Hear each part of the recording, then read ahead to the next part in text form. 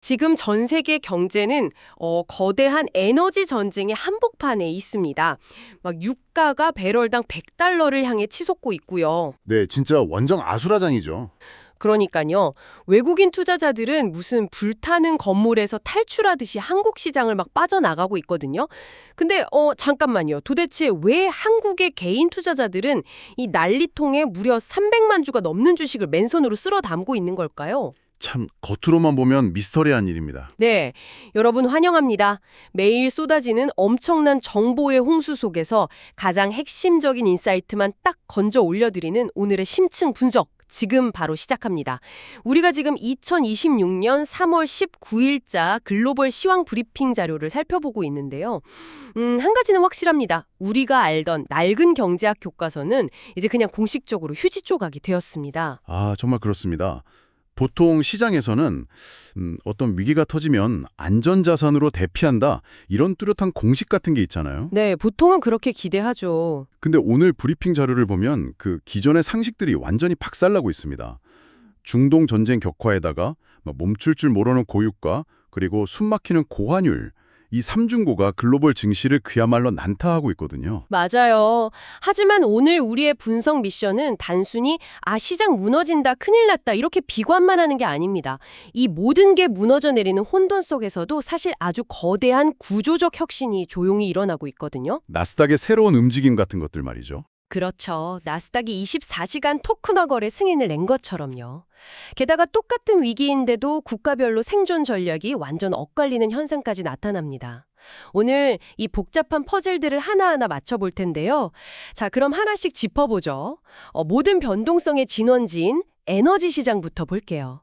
지금 WTI 원유가 배럴당 96.01달러로 치솟았습니다. 네, 거의 100달러 문턱이죠. 진짜 당장 110달러, 120달러 돌파할 거라는 공포 헤드라인들이 엄청나게 쏟아지고 있어요. 그럴 수밖에 없는 게 중동 에너지 전쟁 이슈가 공급 차질 우려에 완전 기름을 부어버렸거든요. 공장이 돌아가고 물류가 이동하려면 에너지가 필수인데 그 비용 자체가 아예 통제 불능 상태가 된 겁니다. 와, 그 충격이 뉴욕 증시를 그대로 강타했습니다.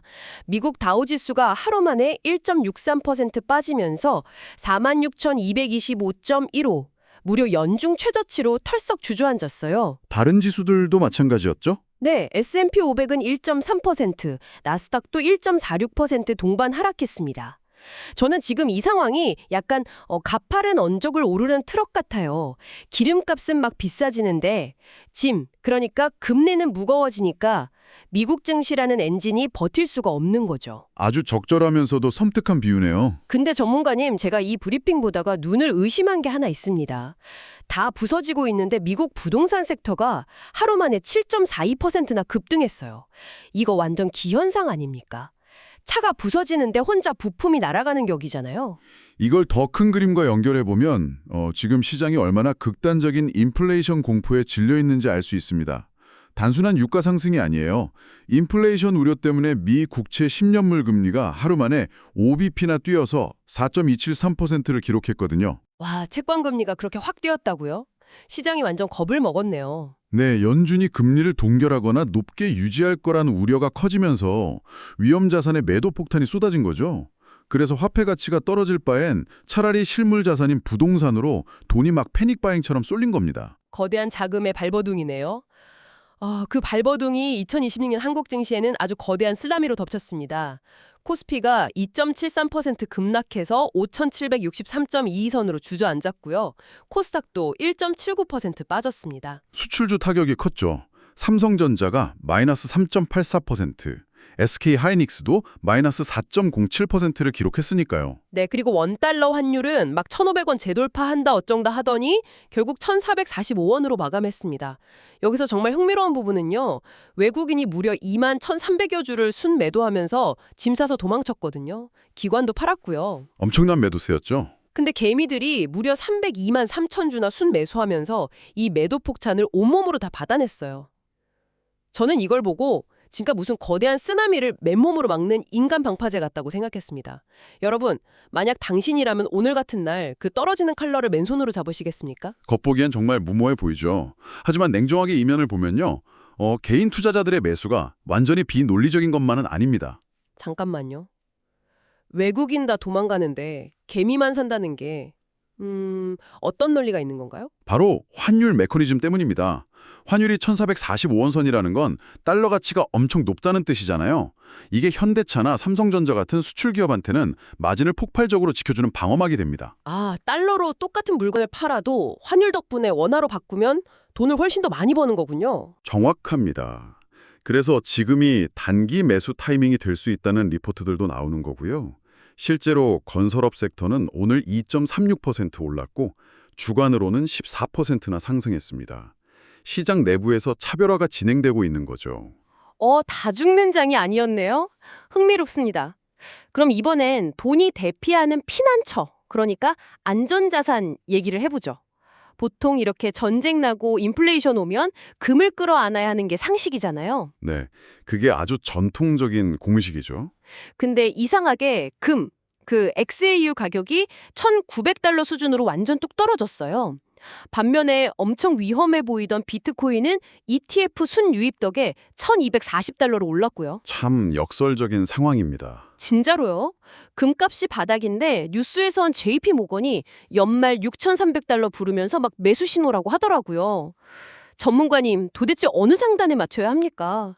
전통적인 안전금고가 고장난 건가요? 여기서 주목해야 할 흥미로운 점은 바로 기회비용입니다. 달러 약세인데도 아까 말씀드린 미국 10년물 국채금리라 4.27%나 되잖아요. 네, 엄청 높죠. 이자 한 푼 안 주는 금에 막대한 돈을 묶어둘 이유가 없는 겁니다. 투자자들의 위험 회피 심리 자체가 완전 달라진 거죠. 아, 4% 이자를 확정적으로 주는데 굳이 금을 왜 사냐 이거군요. 그럼 비트코인은요? 비트코인은 이제 기관들이 단순 고위험 자산이 아니라 비국가적 해지 수단으로 새롭게 보고 있습니다. 제도로 편입된 ETF 덕에 막대한 자본이 유입되면서 전통적인 피난처 공식을 깨버린 거죠. 와, 기회비용 앞에서는 금도 버려지네요. 자, 그럼 여기서 한 걸음 더 들어가 볼게요. 자산을 어디에 투자할 거냐를 넘어서 어떻게 거래할 거냐. 그 근본적인 판이 뒤집혔다는 뉴스가 있습니다. 나스닥 이야기시군요. 네, 그래서 이게 다 무슨 의미일까요? SEC가 나스닥의 주식 토큰 거래를 허용하면서 이제 러셀 1000이나 주요 ETF를 24시간 내내 소액으로 거래할 수 있게 됐습니다. 엄청난 시스템 혁신입니다. 저는 이거 보면서 약간 예전에 레코드샵에서 비싼 CD 통째로 사다가 이제 스포티파이로 아무 때나 한 곡씩 스트리밍하는 거랑 똑같다는 생각이 들더라고요. 근데 24시간 내내 거래하면 투자자들 잠은 언제잖아요. 변동성이 완전 롤러코스터처럼 통제불능이 되지 않을까요? 이는 매우 중요한 질문을 던집니다. 당연히 본능적으로는 그렇게 걱정할 수 있죠. 네, 막 밤새 핸드폰 봐야 할 것 같고요. 근데 리포트 분석은 정반대입니다. 오히려 변동성이 줄어든다는 거예요. 네, 거래 시간이 길어지는데 어떻게 변동성이 줄어들죠? 핵심은 글로벌 T+1 결제 혁신과 토큰화의 결합입니다. 지금까지는 정해진 시간에만 문을 여니까 아침 9시나 마감 직전에 주문이 확 몰리는 병목 현상이 생겼잖아요. 아, 댐 수문을 하루에 한 번만 여니까 물이 막 파괴적으로 쏟아져 나온다는 거군요. 맞습니다. 근데 24시간 내내 토큰으로 즉각 결제가 되면 댐 수문을 아주 살짝 계속 열어두는 거랑 같습니다. 유동성이 잔잔하게 흐르니까 패닉셀링 같은 일시적인 충격을 부드럽게 흡수하는 거죠. 아, 유동성이 분산돼서 오히려 시장이 안정된다? 진짜 신기하네요. 그런데 이런 혁신 와중에 지역별 생존 방식, 그러니까 글로벌 디커플링도 완전 심화되고 있습니다.